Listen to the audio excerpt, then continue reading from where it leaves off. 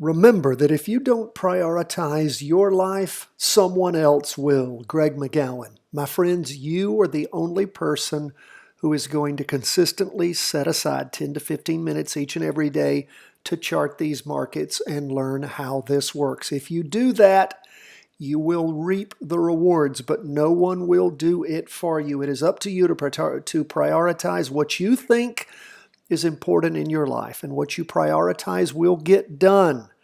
And everything else will be the dreams about the future that never happen. So if nothing else, start today. Today. Make it start today. Commit yourself to it. Let's do it. We see stocks down for the day, the Nasdaq 100 way down. We see also Bitcoin down. It's our biggest downer for the day. Bonds up, gold up almost 2%. Let's jump into the S&P 500 first. How has this week gone? What have we said throughout the week? All things being equal, things tend to move in the direction of the largest chart, and that is the weekly chart. And which direction? Well, we had all sorts of hope with the big green up candle forming. Well, not a huge green up candle, but a nice size one. And look at what happened at the end of the week. It just died on the vine, down for the day on Friday, 1.99%. That price percent oscillator heading down again, derivative oscillator gaining downward momentum, red doji, lots of indecision. Let's go to the 2-day. What do we see there? Well, we see a red down candle forming first day of the latest prior candle. This is what the weekly candle had looked like until today. But what we see, of course, is we saw where things were edging up, and then at the end of the week, pulling over. This candle will finish drawing on Monday. Derivative oscillator still oscillating upwards from that prior movement, but the all-important price percent oscillator heading down, still negative. Half day, you can see as things have just built with this down move over the last 2 days, Thursday and Friday. Crossing over, going down now on this half-day chart. This is our weakest and smallest chart, but it's good to pay attention to. It shows us what's going on intraday, which is not a bad thing. Price percent oscillator, like we said, going down strong at the end of the day. Derivative oscillator flipping over into the negative. That's where we are on the S&P. What about the Nasdaq 100? Way down. Tech stocks down 3.17%. We ended up with a red spinning top at the end of the week from a possible green up candle. Price percent oscillator heading down. Derivative oscillator looks like it also gained a little bit of downward momentum. We look at the 2-day, first day of the latest 2-day candle. Again, a red down candle, similar to the S&P. Price percent oscillator pulling away from the red signal line. Derivative oscillator still oscillating a little bit up in the green. We look at the half day, and again, like the S&P, we see things rotating over, hammering down, and we'll connect 2 candles there. Tried to connect 3, but not able to do it. But again, lots of downward momentum at the end of the week. That's where we are on stocks. What about bonds? Up 1.56%.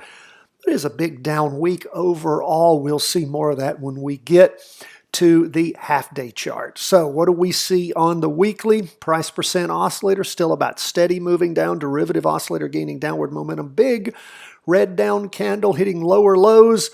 And that weekly vertical crossover doing well. Today, we can see where it's flattened. Derivative oscillator still heading down because we did have a decent up day on Friday. Still a red down candle.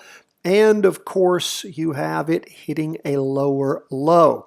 Candle's lost a little bit of its size because all 3 of the prior ones for the 6 days were about the same size. This one is smaller, but still below that 2-day trend line. Half day, this is where you can see what was happening during the week with the bond market sliding sideways, dropping over.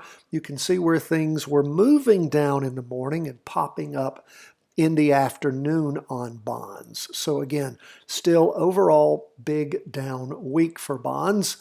Now we'll lastly go to gold, up 1.91%. Gold was just a waiting to pop. We talked all week about how it was pulling away from the red signal line after getting, well, if you remember that prior week, at one point it was trying to cross over going down and then pulled up.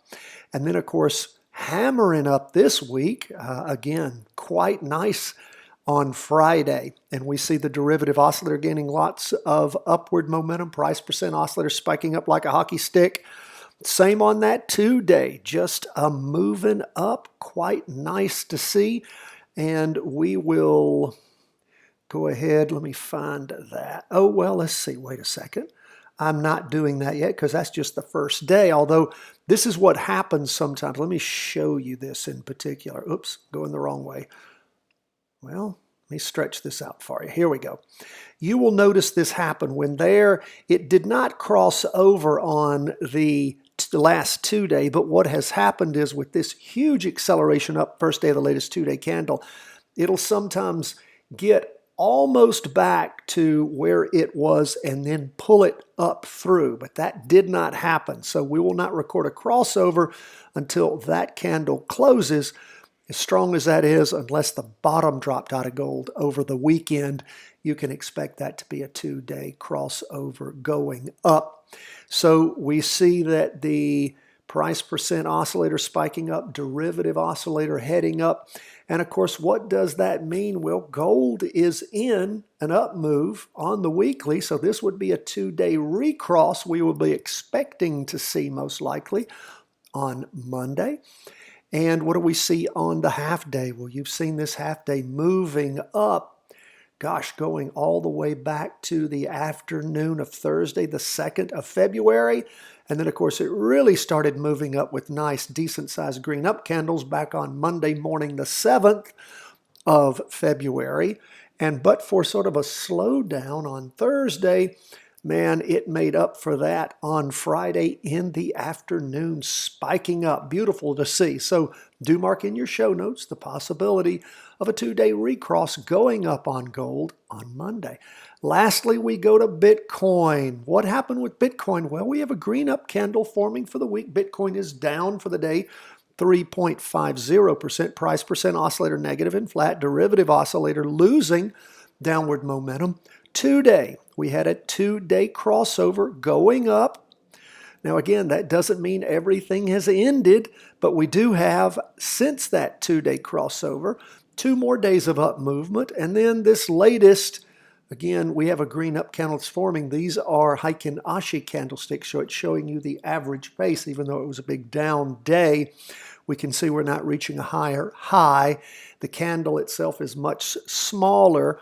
Price percent oscillator losing a little bit of momentum. Derivative oscillator heading up. Look at this half day here.